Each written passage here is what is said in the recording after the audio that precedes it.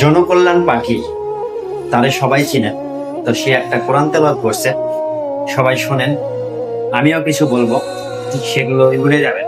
আউযু বিল্লাহি মিনাশ শাইতানির রাজিম।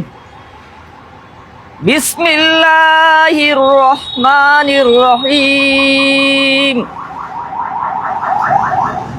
ওয়াদ-দুহা ওয়াল-লাইলি ইযা সাজা মা আগনা আনহু মালুহু ওয়া মা কাসা। ভুলে গেছি গা। সাক তাক।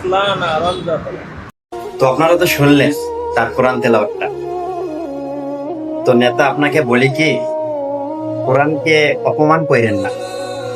যদি শুদ্ধ ভাষায় পড়তে না পারেন তাহলে শিক্ষা নেন, মসজিদে যান, নয়তো মাদ্রাসায় যান, আর নয়তো কোনো হুজুরের কাছ থেকে শিক্ষা নেন আগে, তারপর কোরআন তেলাওয়াত করেন। আল্লাহর বাণীকে অপমান করেন না। ভুল কইরে নিজের গুনাহকে ভারী কইরেন না, পাপ বেশি কইরেন না। তো আশা করি বুঝতে পারছেন। আগে শিক্ষা নেন, তারপর কোরআন তেলাওয়াত করেন।